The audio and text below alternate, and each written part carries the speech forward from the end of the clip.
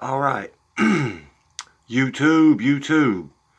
What you're looking at is security cam footage of the date in question, August 21st, 2017. All this is public record. This is me walking up to talk to my stepson. That's me in the white hat there.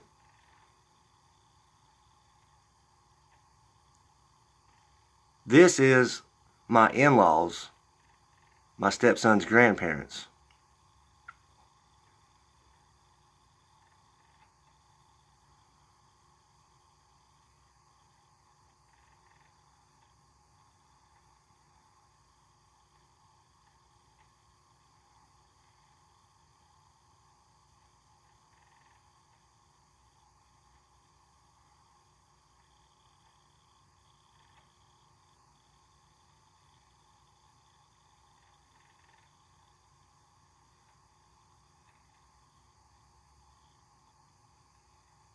We had reported our stepson as a runaway, and these people were harboring him.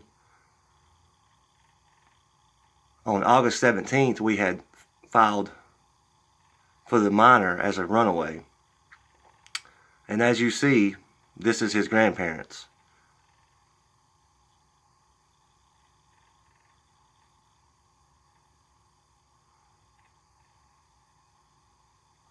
Now I'm going to read you the police report of the sworn statements when this video is over with.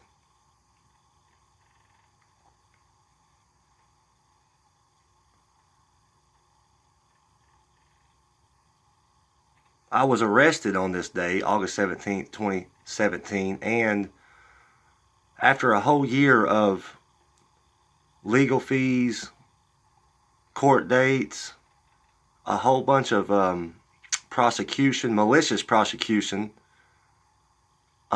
they finally dismissed and dropped the charges against me. Well, they had no choice because the video was in direct proof that I was the one telling the truth. Now, at this point, she has a pistol in her hand. Mind you, I'm already gone off of her property and back down about 100 yards away onto my property.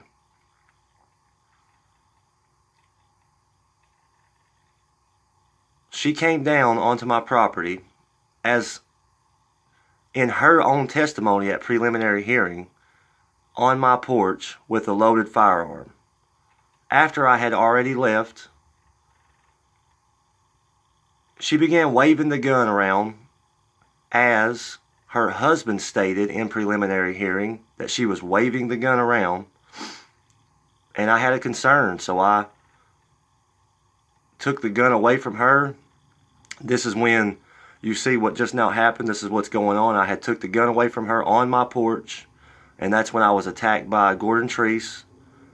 And he even said in his own statement at preliminary hearing on record, which I have, that he tried to get the gun from me, that there were 4 hands on the gun, and he got his hands on it, and that made 5 hands on the gun at one time while on my property. After I had already left from coming up to talk to the minor, now this is after I had taken the gun from her, she comes back up. I'm on the phone at this time with 911 dispatch. Tell them there had been an incident on my property involving a gun and that they needed to come out. The whole situation was resolved at this time. As I said, it's in the file. I am on the phone at this time with 911 dispatch and never get off the phone with them until they arrive on the scene.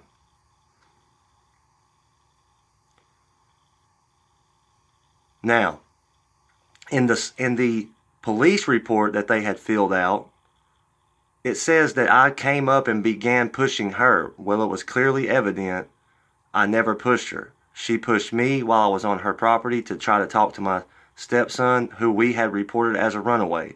By all rights, had the right to be up there inquiring about his whereabouts legally.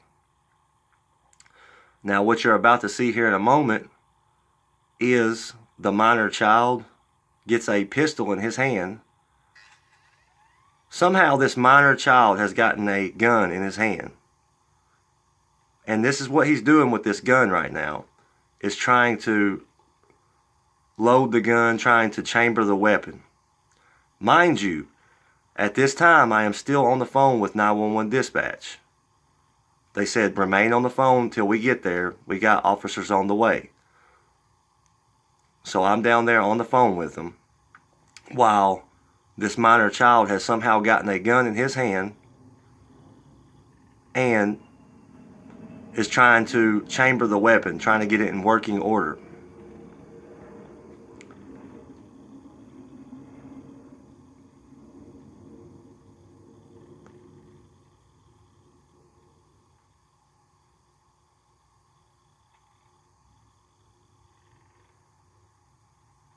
As he's fumbling around with the gun, mind you, there is a toddler inside this home here, along with another minor child and a grown adult woman.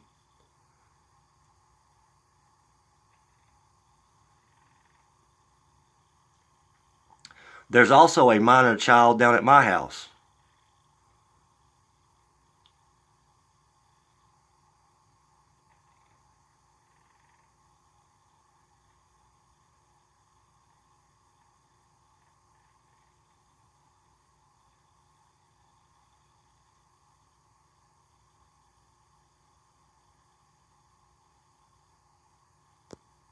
Bang.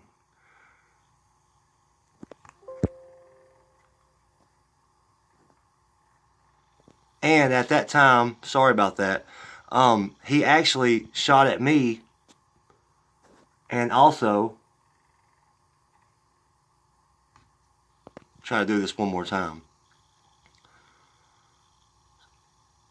So you can see the severity of the dangerous situation that we were all placed in because a minor child has gotten a gun somehow. Watch this.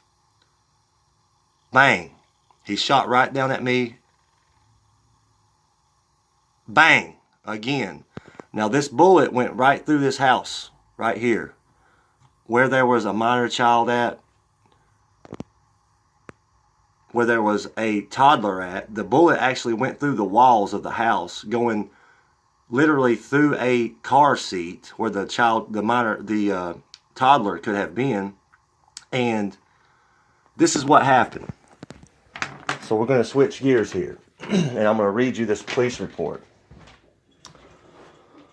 It says, on about Monday, August 21st, 2017 at 4:52 at 7821 Griffith Road on 8/21/2017, approximately 42, an altercation between Mr. Tree said the arrestee, which was me, I got arrested behind that, came onto his property demanding to see his stepson, Caleb White, victim juvenile, who was inside the residence at the time. Shannon Treese, the woman that you've seen with the gun there, stepped outside demanding the arrestee leave her property. Miss Treese said that the arrestee began pushing her. Now, I just seen the video with you guys, and I don't think I was pushing her. I believe it was the other way around. Making his way toward the back door of the residence, Miss Treese stated she armed herself with a black revolver, demanding the arrestee leave. On the video there, if you noticed, I was done gone and all the way off of her property by the time she got that gun. Miss Treese followed the arrestee, confronting him on the arrestee's back porch at 7128 Griffith Road. Miss Treese said the arrestee was able to take the weapon from her, pushing her down the stairs.